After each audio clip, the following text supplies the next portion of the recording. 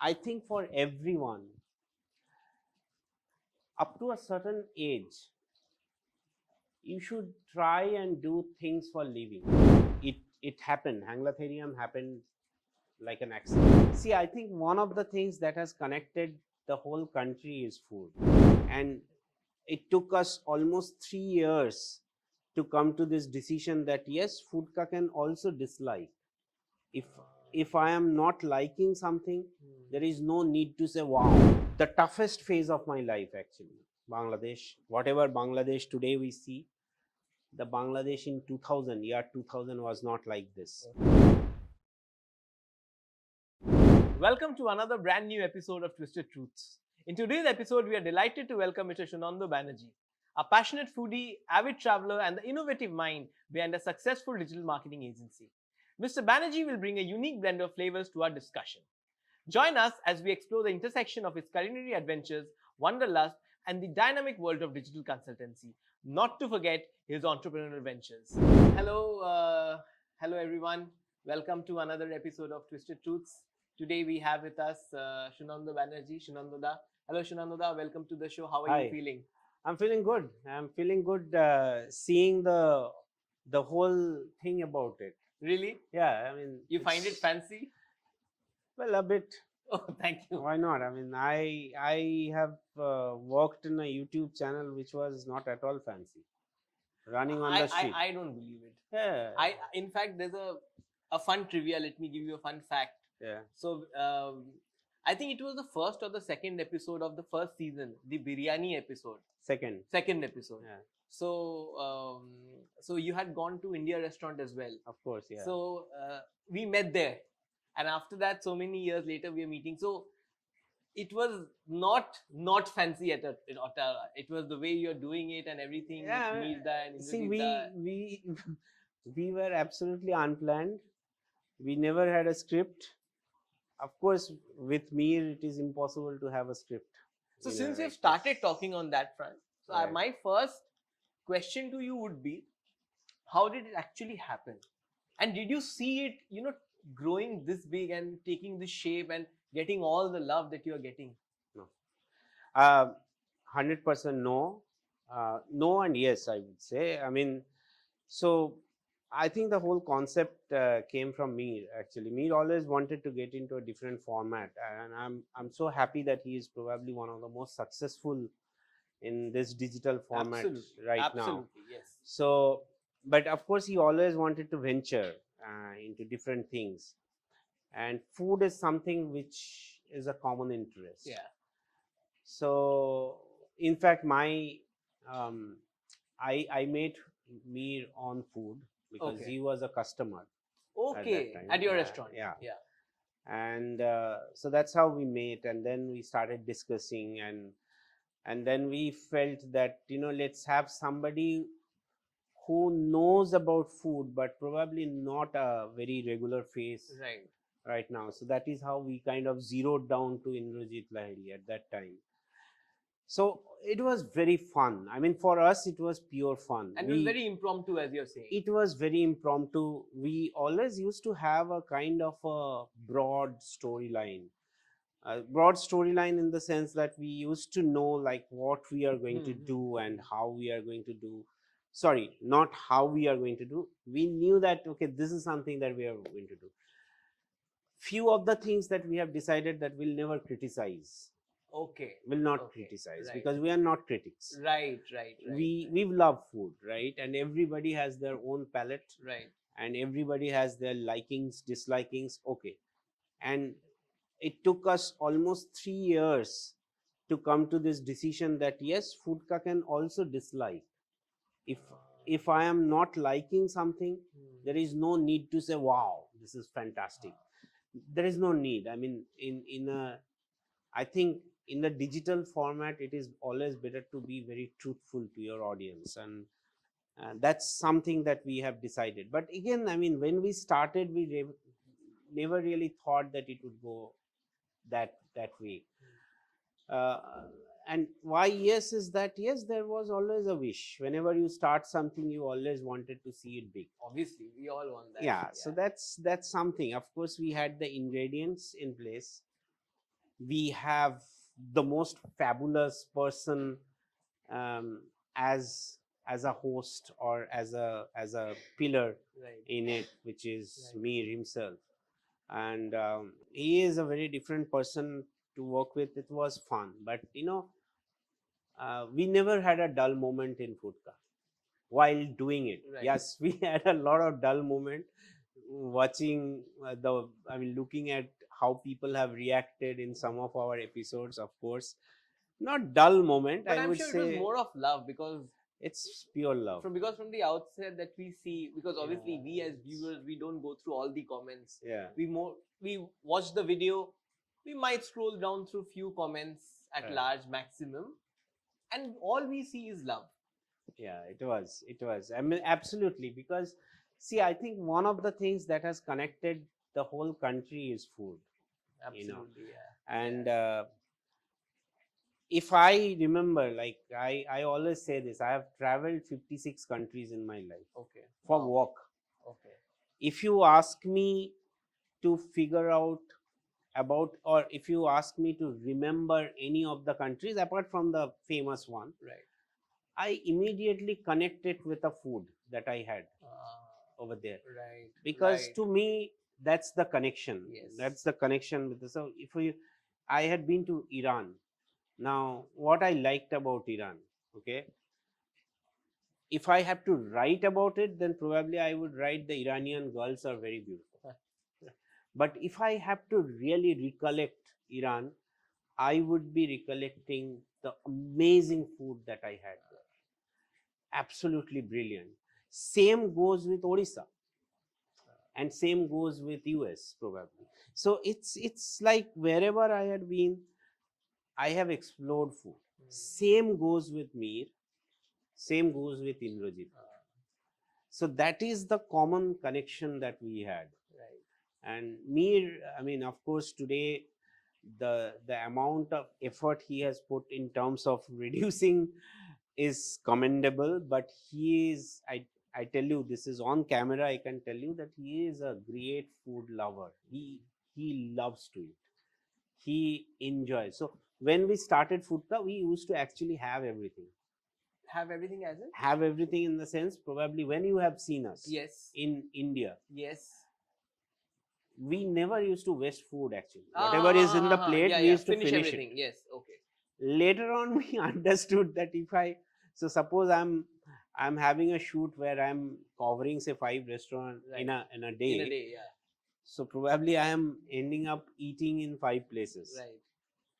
And at that time, Indrajit was 135 kg. Yeah, yeah. I remember. So that. yeah, so now he is 90 kg. So you can understand the amount of sacrifice a person had done Right. to get over there. But yeah, I mean, I think it was fun. So there are so many questions that are coming to my Sure. mind with Foodka. Yeah. It's very hard for me to actually place it one before the other, but still I'll tell you the first thing which comes to my mind. Sure. How was it? So when you started Foodka, how many people were working behind the scenes? Obviously, in front of the scene there were two. Yeah. There were some times when you also used to come in for a quick appearance. I remember. Whenever there is a lack of character, so how then, many yeah. people were involved, and from where it has come to right now? Where, like, how many people are involved right now? Well, so I tell you the story. Like when we started Foodka, we actually worked with a production company Okay. for the first season. Okay. Okay. So Like, was it outsourced to somebody? Yeah, it was not outsourced. I mean, they volunteered Okay. to some Okay. extent. Right. Yes. Right. We never had the ability to pay them, Okay. so they volunteered. Because it was a And startup, I think, back yeah, then. Right. Yes. it was, and so that's how we started. So we started the production. So whatever episode that you see of Foodka, at that time, it was somebody is on the camera, Right. and there were editors who used to edit it. And of course, there was a team behind, because we focused a lot on the YouTube mechanism, in the back end of it. Right. Yeah. So, and that time also, YouTube also was evolving Yeah. a lot. Right. So it was challenging, a challenging project. And then, of course, there were a team, and There were a lot of people who had done their bit of job. Okay, and now when at this stage, like both Mir and me, actually we got our, unfortunately we have our own priorities and kind of Yes. tried to focus it, but Foodka is now an established Yes. product, Right. I would say. So yeah, I mean, we are extremely jealous of Indrajit that he himself is managing it right now. So he is doing the job of both Mir and him. Uh, but yeah, I mean, probably one fine day we all again come together and do So, things. Yeah. as a from the viewer perspective, Yeah. so when you establish a successful YouTube channel Mm-hmm. and when you're creating content, Mm-hmm. as viewers, you would want to see more of them regularly. True. With Foodka, what we have observed is there's break in between. There's True. season breaks, True. then season 2, season 3. So, do you think that affects the viewership in any way? Because on like it's very different from any other YouTube channel because they are running throughout. So, first to your question, yes, it has. Of course, probably if I just simply look at the content that we have developed and the kind of rich content, I would say the kind of things that we have covered, probably Foodka would have got a few million viewers, Right, I mean, right. few million subscribers, Right. which has never happened because of only one reason, is that we were extremely irregular, Right, right. and Right. we were irregular because of multiple reasons. So of course everyone had their own priorities in places. Yes. So I run restaurants, I used to have my job at that time. Uh, So there are a lot of things that I was into. right. Mir, he himself is probably one of the busiest person in the media world at this point of time.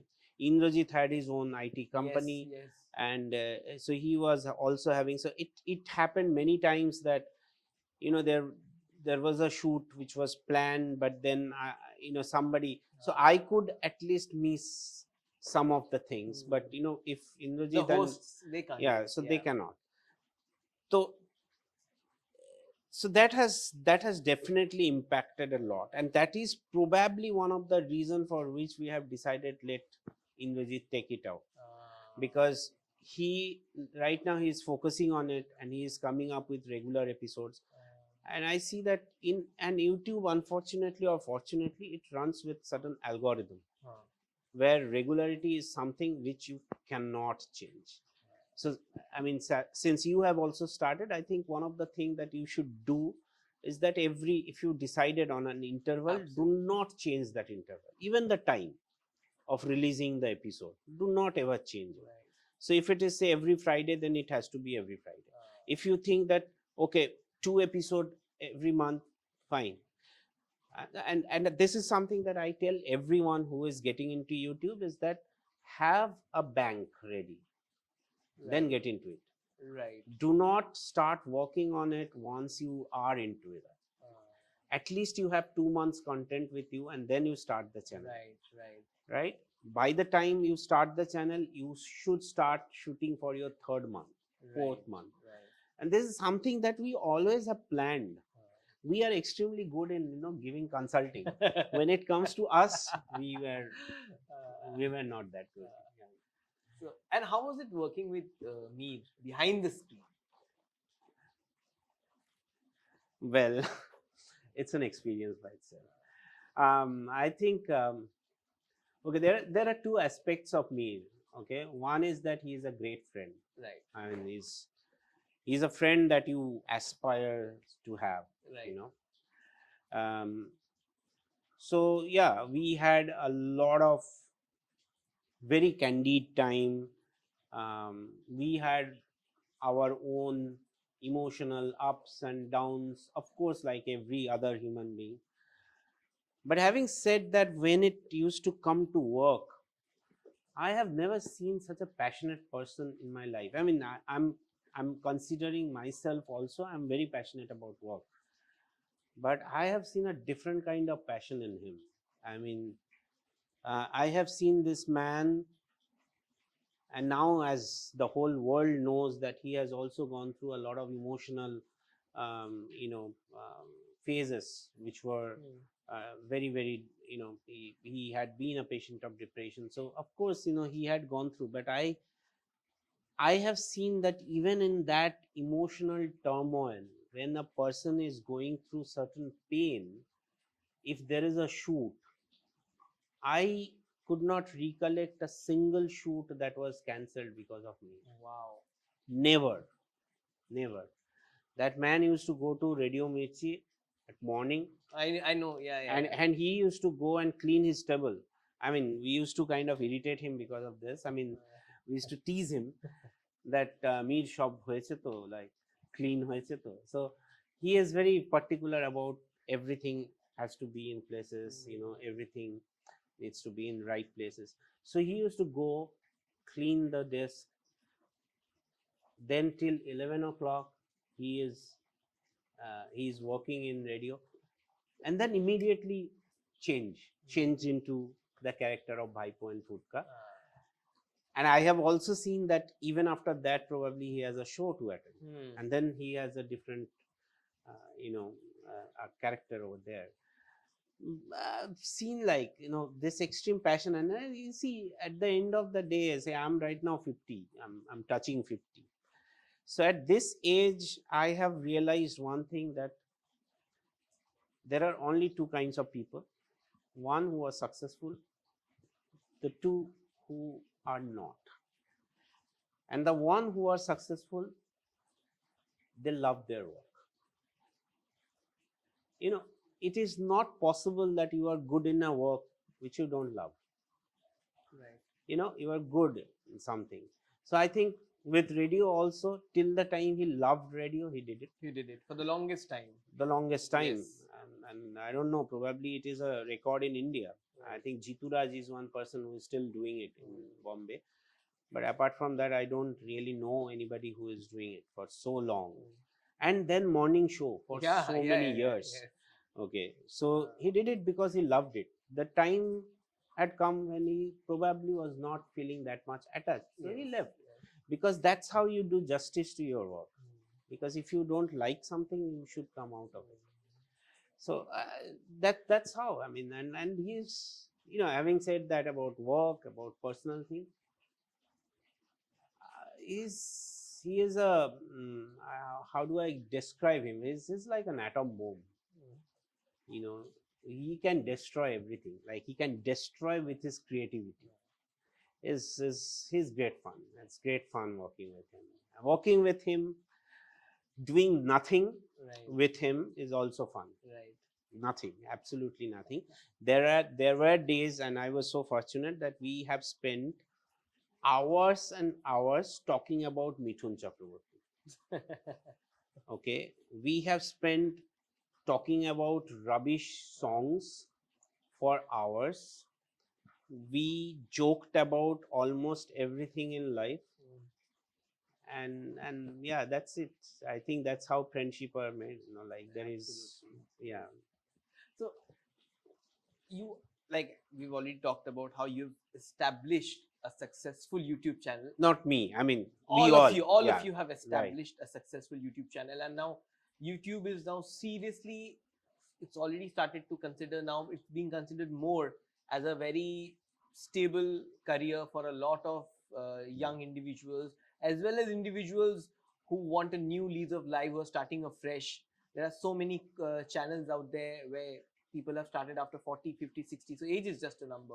So for anybody who wants to take to YouTube or take to any social media per se, what are the three giveaways or three tips that you would give? One, obviously you've said be consistent. But if I have to still ask you, summarize three key pointers, what would that be? I think in today's world, I think, as I told you, like one of the thing is that you have to be consistent, A, first. Yeah. B is that whatever content that you are developing or making, you have to be very convinced about that. Personally. Yeah. Yes. If you think that you are doing justice to the content that you are making, I think it is good. I mean, we all know the most successful YouTube channel is a game show, right? The person is playing games and everybody in the whole world is watching. Right. Now he was convinced, right? He was convinced. My son actually introduced me to that channel, Right. and and after, I probably could stand that channel for 2 minutes, but who cares? Right. I am not his audience. Right. So whatever you are doing, there is an audience Right. that would see. If you are convinced about your idea, having said that, the third and the most important thing I would say in today's world is to understand the dynamics of YouTube also. You need the to technical aspect. You mean. not the technical aspect, but the algorithm, how Right, it works. right. You need to understand the dynamics of keywords. You need to understand how, and you have to be updated, because again, with the introduction of AI and the lot of things that Microsoft is doing, Google is not far behind. So AI is again going to change the whole structured queries that had been done till date. The whole process of SQL is going to change now. So the natural language processing has come, and it is also going to change the way um, the algorithm is today working. So we have to be, I mean, whoever is making YouTube content, they have to be very consistent and very updated with the knowledge. Right. If you are not, then you are definitely going to face a lot of challenges. Right. And I'm so glad that this has become a steady career option. While I appreciate that taking up as a channel, I would also emphasize the fact that when you are thinking about a career that is developed on the basis of developing content, Right. you should not be concentrating only on YouTube. Okay. Right. There are other channels which are also coming up, so you have to keep your eyes, ear open, Right. and you need to constantly explore other avenues also. Right. Because again, as I said, the whole world is changing fast, and there are a lot of things which are coming, a lot of channels which will come. So you need to be consistent and you need to be there as well. Right. Yeah. So we've talked about YouTube a lot. Yeah. Coming to your life. Yeah. So you've been a software engineer for 20 plus years. Mhm. Then you became a restaurateur. Then you started a YouTube channel. So how did you balance all these things? That's my first question. There are many more, but I'll start with this first. Well, And how did you enjoy the process? That's very important. so there is a term called jack of all trades, master of none. So I have mastered that. Right. So okay, jokes apart. Well, I think for everyone up to a certain age, you should try and do things for living. Okay. And then at an age when you are maturing and you are confident, I think you should do things that would make you live longer. Okay. Right. So I am a firm believer in that. And I mean, doing business is something which was never there in my mind. Okay. Right. It was never there. It happened. Hanglaatherium happened like an accident, I would say, happy accident. It would have been different. It would have been completely different. It would have been failed. Who cares? At the end of the day, I wanted to do something, and I've tried with my best intention, with honesty. If I fail, that's okay. And that is something that has been still helping me to kind of sustain, because I don't really fear for failures. I have seen failures. I have seen failures, and a lot of people have seen, and there is nothing great that I have seen failures. But I I have really been through a lot of things because of certain expectation that I have set for myself. Okay. Okay. Right. Right. So when I was in college, of course, I mean, it all started with, I came from a very small town. Right. I was born and brought up in a place called Ulubedia. Right. Right. Studied in a vernacular medium, a Bengali medium school. And then when I was 19, I lost my father. I lost my father in May. On August, 3rd August is my birthday. 7th August, I was in Bombay. Um, I am in an engineering college in a place where I don't understand the language. Yeah. More than that, I could not speak that language. So the classes were in English. Okay.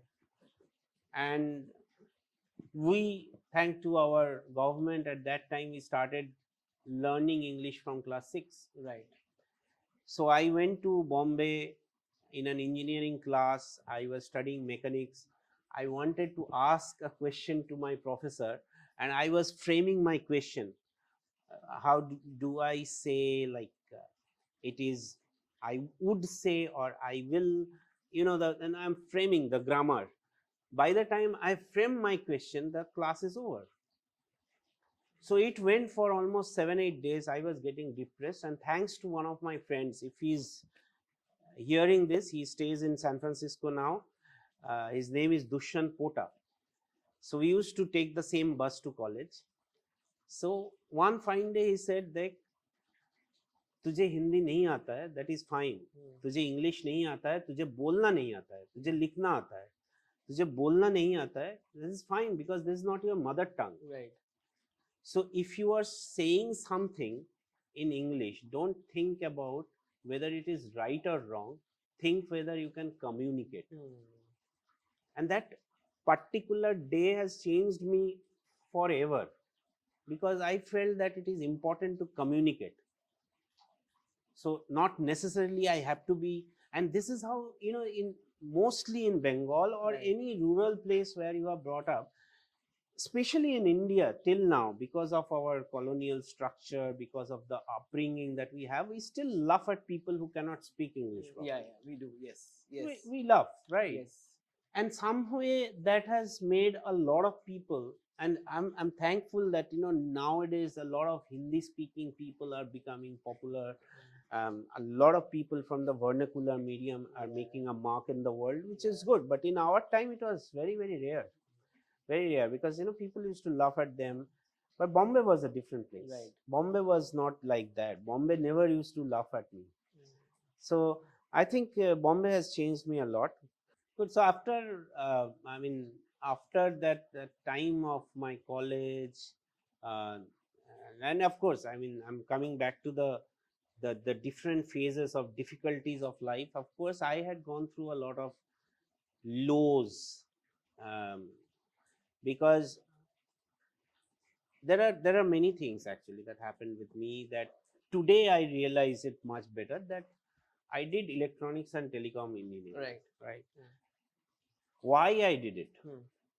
Because when I got into electronics and telecom, at that time, it was the most sought after career. Yeah. Okay. Yeah. Electronics and Yes, telecom. yes. So you could impress girls better. So was that the intention you did that? That was the intention. Okay. That was the intention. So computer science is number one, and then electronics telecom. These are the two things. If you do it, probably you can impress a girl better. Right. But while studying it, I could never relate to it. Acha. I was, today when I look at different students, I consider myself to be okay, a decent student. Right. Probably in a better side. So, but then when I was studying it, I never felt myself, involved in it. And probably if if I rebuild my career at this point of time, I would have taken probably architecture, or probably, I don't know, commerce never attracted me, but Maybe media. media, I don't know. Okay. Media is something, Okay. but probably I would have studied business. I mean, business management. Right. Right. That is something that Right. really excites me. Right. Economics is something excites me. Okay, so probably even history. History is some one subject that fascinates me. So, but at that time, I mean, we didn't have that. Of course, I mean, that was joke. But on a serious note, my father passed away. I had to take a job at the fastest possible time To help the I family. wanted to do physics honors. I actually got admitted into physics honors. But then when my father passed away, my mother said that engineering would ensure a career at least after 4 years. And at that time, like studying in the general stream was very difficult in West Bengal, at least.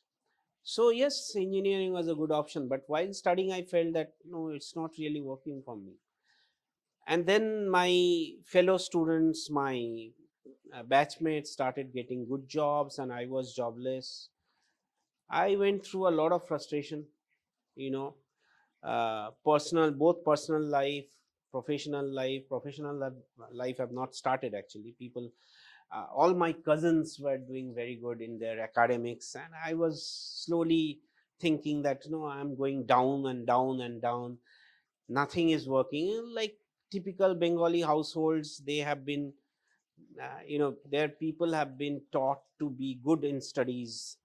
I was good in sports, at least to some extent, but nobody appreciated me for my sports. So yeah, so I had to do something. I have to be a topper. This kind of mentality is there always. So while at that particular time, I remember, there are, and I say this, that probably few incidents that has changed my life forever. And at that time something happened, this very personal thing, and I normally do not share with many people, but so my own brother used to stay in a place called Amarnath. Okay. It was in Mumbai, yeah. Yeah, it's like not in Mumbai actually. It's pretty Little far. away from here, Yeah, after Kalyan, Right. Ullasnagar, then Amarnath. It's a place where we have a ordnance factory. Right. So it's a small town, and he had a beautiful house. It's a 3 floor, and we used to stay in the top floor. My uh, brother had a flat provided by the company. In front of that, there is a wide open space, and there are hills, mountains. Right. There was this particular mandir. It was some Ayappa mandir. Okay. Okay. So I was having a stroll at that, and I was damn frustrated at that time. Like, what the hell is happening? People have got job, So was this after completing your graduation and before getting a job during before that getting period? Okay. before getting Okay. my job. Yeah. And something happened at that time. There was a new construction which were going on. It was like two buildings, and in the middle portion there is a connector. Okay. It's like Yeah, that kind of a building. Yeah. And in that connector, the workers were sleeping. So there were this family of three. The father and the mother were sleeping, and in between there was a kid. Okay. And the kid was crying like anything. Probably mosquito bites or something happened to him. It was very tough. Like, I mean, and I was observing it. I was feeling very restless, like the kid is crying, and his parents were so tired. Probably they were laborers, they were so tired that they were completely deep asleep. They could not wake up. So I was about to go there. I was trying to find out the staircase to go there and wake them up that hey, your kid is crying. And I was about to go there. I saw that I could not recollect either the father or the mother woke up, and I put the hand on top of the baby, and then the baby slept immediately. I looked at it, and then I felt that this baby could have been me. I mean, it's my pure luck that I am born in a family where I had the privilege to feel depressed. Okay, I am so much privileged to have a family that also feels for me. I am so much privileged to have few friends who feel bad for me. I could have been that kid who is crying and no one is there to help him. I could have taken a birth in somewhere in the side of a road. So I am so lucky, and my frustration is nothing but a fancy affair, probably. I'm just wasting my time being depressed. So let's get a job, whatever is coming to me. You know what? I got a campus call from Motorola. I went there. Probably I spent 2 months, 2 months, I think. I had been given simulation job. I left it. I joined forindia.com. In my family, I told that I am doing networking job, but I was actually joined as a cartoonist. Okay. Acha. Because I wanted to do cartoons. And there was, so I started a section, I still remember, in forindia.com. I started a section which got an award also. It's called Political Circus. Okay. Okay. So every day I used to draw something, and then this drawing used to be uploaded in the portal, and that time portal was like something, that .com era. Yeah. So yeah, it was fun. And then while doing it, see, what I used to do is I used to draw, give it to somebody, they used to digitize it and put it. Okay. Now while doing it, I felt that why don't I start doing it? So then I learned it, how to do it. And then I started doing it on the computer. Okay. Then I saw somebody is programming it. So I said, okay, let me learn programming. Right. And that is how then I joined my next company, and I joined as a programmer. I don't know what I did actually. Then and probably I was fearless. I mean, I was fearless. I am still fearless. I think at that point of time, I was working in Bombay, and my CEO, I still remember, he came to Bombay and he said that there is an opportunity to be the head of business in Bangladesh. And let me warn you, because before you, there were 3 people who had gone there and they left the job. Right. So I said, I'll take it. Now, if you ask me why I had taken it, A is that I wanted to have my passport stamped. Okay. That's number one.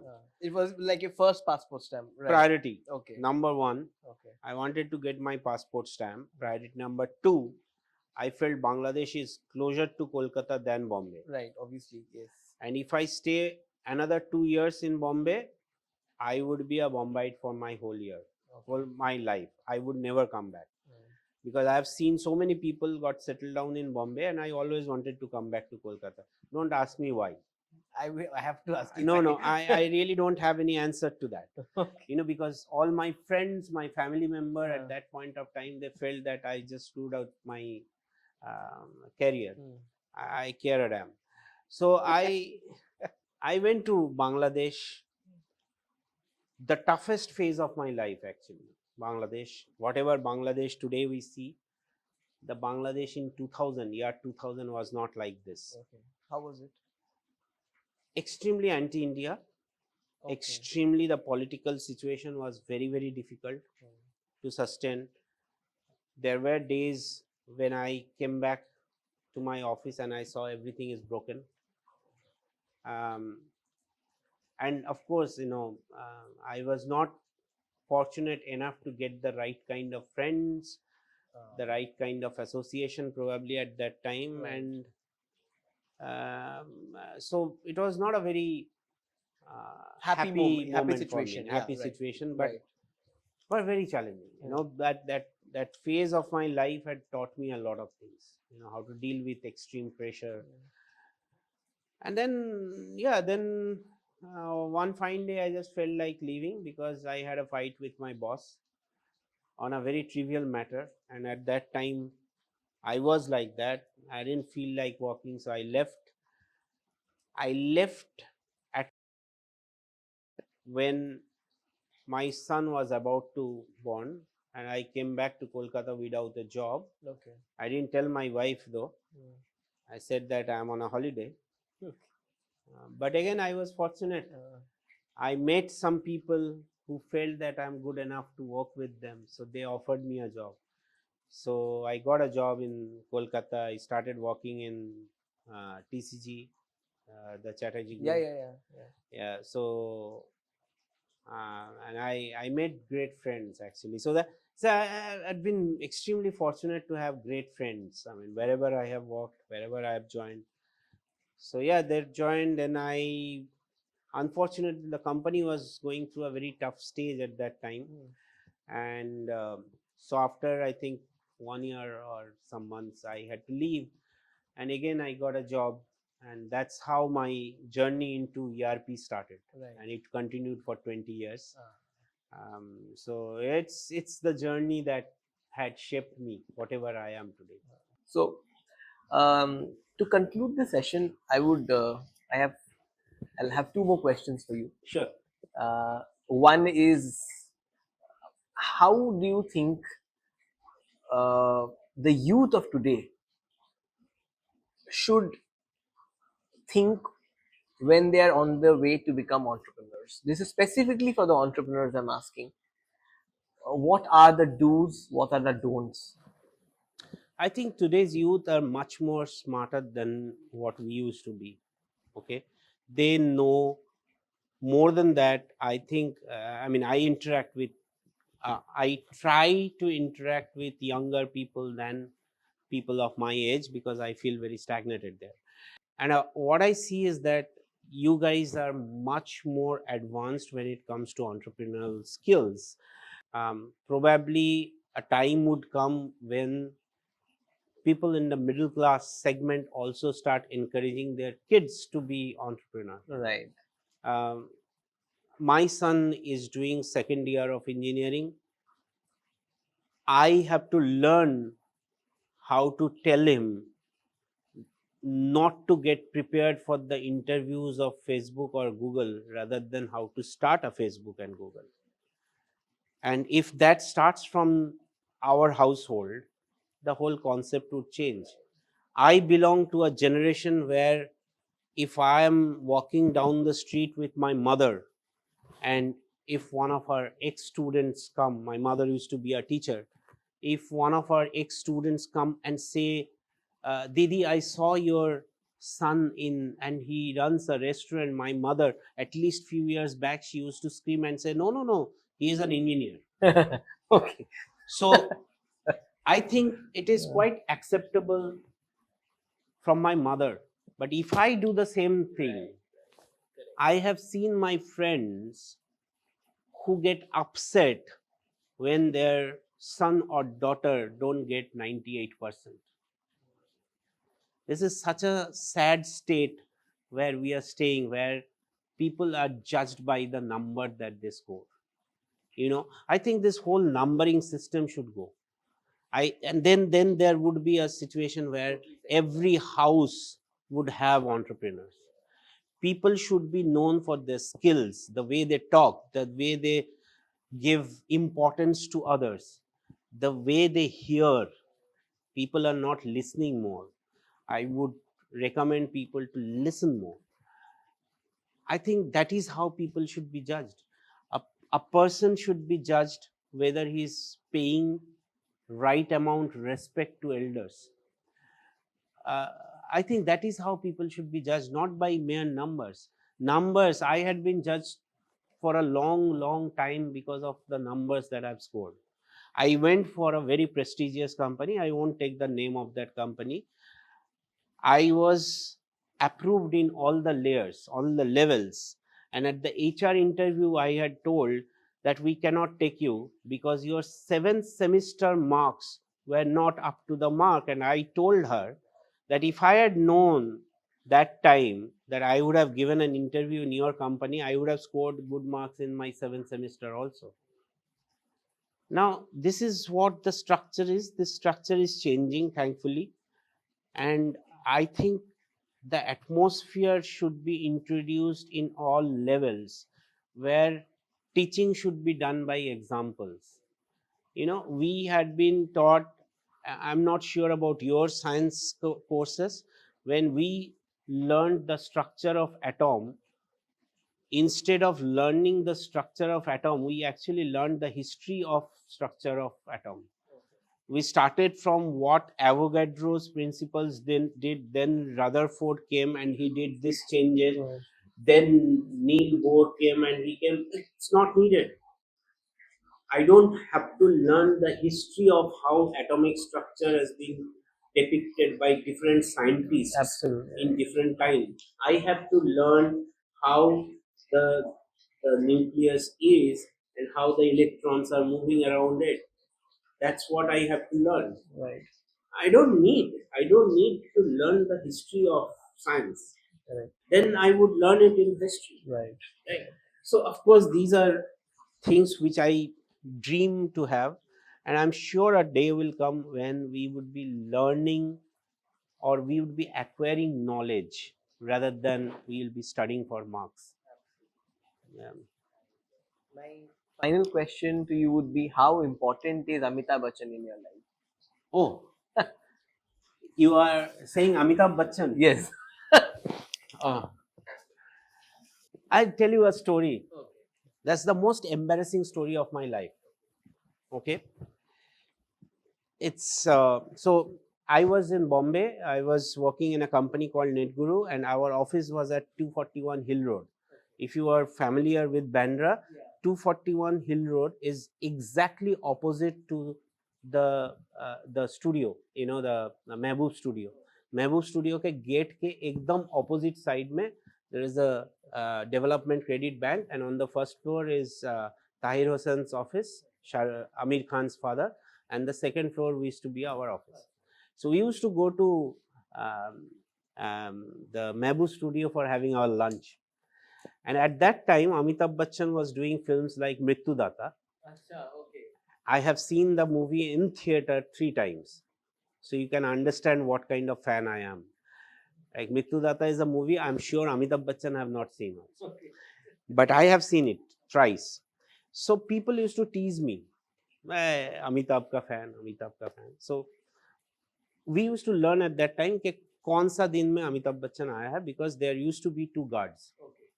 Otherwise, for anyone at that time, कभी भी guard नहीं था. Shah Rukh Khan was not that big hero at that time. So we went for the lunch and we saw that I mean we could realize that Amitabh is somewhere there. So I was ready with a pen and paper. The moment he would come and I'll take an autograph. Okay. So I was absolutely ready. Suddenly I saw that him coming, and then I realized all the people who used to tease me, they're all behind me, all my colleagues, including my boss, DG. They were all standing. Amitabh came. He was accompanied by, I think, another person and his son. And so he came, and I was like, my jaw State was of like, awe. Absolutely. So he came and he just waved at us and he left, and then I realized that I have not taken the autograph. So that's embarrassment number 1. But then I realized that none of my colleagues had also taken the autograph, because they are all like, that's what he is. But then, like, I always wanted to talk to him, meet him. So one of my friend, he was also the secretary of Saurav Ganguly. So I told him that, boss, एक बार बात करा दे, हाँ, कुछ भी बोलेगा मैं तेरे लिए करूँगा. So I still remember the day, and this is the most embarrassing situation in my whole life. So I was coming out of my restaurant. This guy called me, and without giving me any heads up, he just said that तुझे बात करना था ना, ये ले बात कर. hello, मैं अमिताभ बच्चन बोल रहा हूँ. And I was like silent. And I- where were you at that? I was just coming out of my Kamalgaji restaurant. So you were on the street almost. Not really on the street. It's like this is the gate, and I was on the gate. Okay. I was about to get into my car, and I was silent. I have framed this question at least 1,000,000 times, and I knew exactly what should be the answer, but I was silent. And then he told me something, and I replied something that is probably the worst answer ever a person could give to him. He said, मैं आपके बारे में बहुत सुना हूँ. Now imagine this is Amitabh Bachchan who is saying मैं आपके बारे में बहुत सुना हूँ. तो आप क्या बोलोगे?